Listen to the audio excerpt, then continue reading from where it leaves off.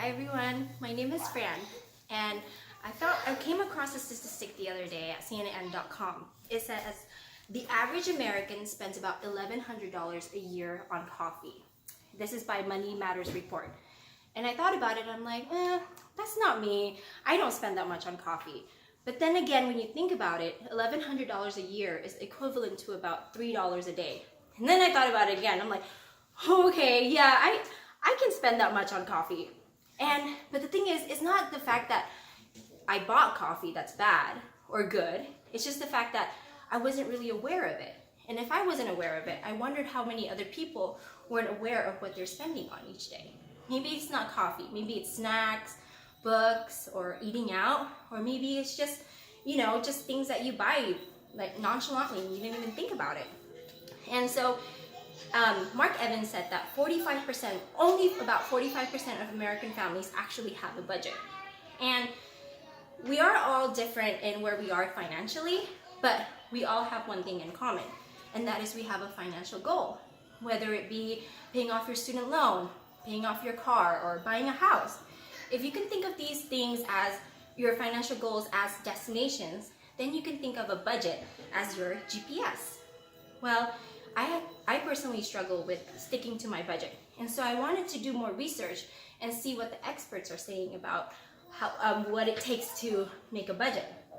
So today I wanted to talk about the components of what makes a budget, two components, and that is the income, how we can expand it, and expenses, how we can minimize them.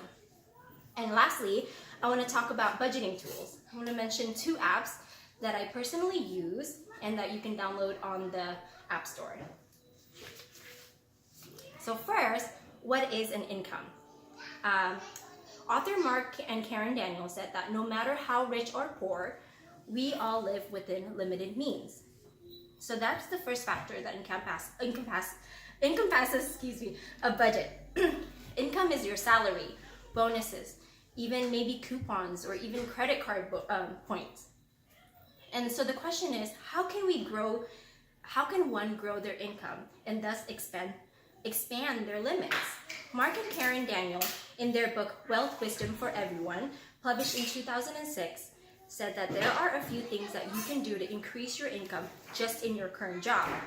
First, know who you work for. You guys have heard of Andrew Carnegie, that famous steel guy? He was also named one of the wealthiest businessmen in the late 19th century by Encyclopedia Britannica.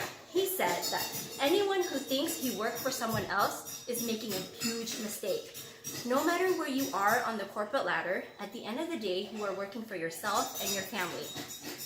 And the authors also state that it's important that you maximize the value you create and you always contribute to a harmonious environment. Second, invest in yourself. Do workshops, attend trainings, perhaps take a part-time school so you can get part-time degrees or certificates. The third one is to focus on careers and not just jobs. Focus on your lifetime income and not just your monthly income. Sometimes that means quitting your job and going back to school.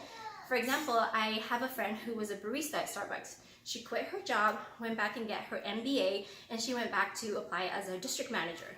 And she got the job. So we talked about our limits. Now, how can we stay within these limits? So if income is a faucet, then you can think of your expenses as a drain. Wouldn't it be awesome if all the money that comes in, you can just keep it to yourself? That'd be amazing, but it's not realistic. We all have expenses. For example, just the fact that you're all here means you had an expense, like you had to pay gas to get here. And so expenses are like bills that you pay within your four walls, like electricity, water, maybe even your groceries, or going out to eat, anything like that, anything that comes out of your pocket. Authors Mark Nadel and Terry Rumker, in their book Real World Personal Finance of Lexington Books, published in 2014, said that it's very common for people to spend more than what they earn, which is why most people can't reach their financial goals. So keep track of your spendings. There are two types of expenses. The first one is called fixed monthly expense. These are costs that you can't immediately change, like your mortgage or your electricity bills, things like that. Second expense is called variable monthly expense.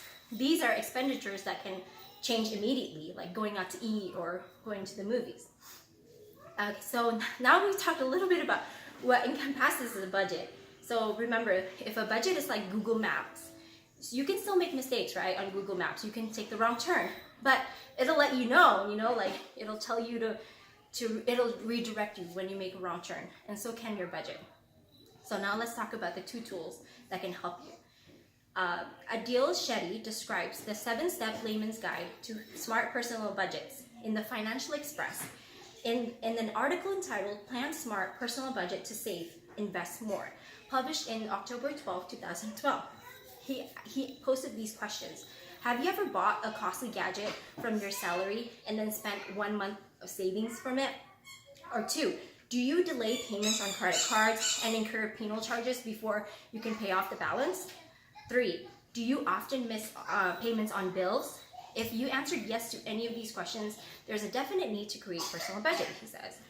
So now budgeting is a lot easier because you can get it right on your phone. It's really easy and it's free. The first app that I recommend is called Every Dollar. Every dollar goes by the system of that every dollar has a name. So in the app, you would create categories, and every dollar that comes in, you would give it a title, you would give it a home. And then the second one is called Good Budget, which is kind of like an envelope system. So in that one, it's kind of similar. You create categories and you allocate each dollar into a certain envelope. But the thing is, when that money runs out, then you can't spend any more. That's the key. So at the end of the day, a budget is only as good as your commitment to it. Just stay positive and trust the system will work. But anyone can definitely take control of your finances before it takes control of you. I like to end with this quote by Mark Evans. He said, "You can't plan for today tomorrow, but you can plan for tomorrow today." Thank you.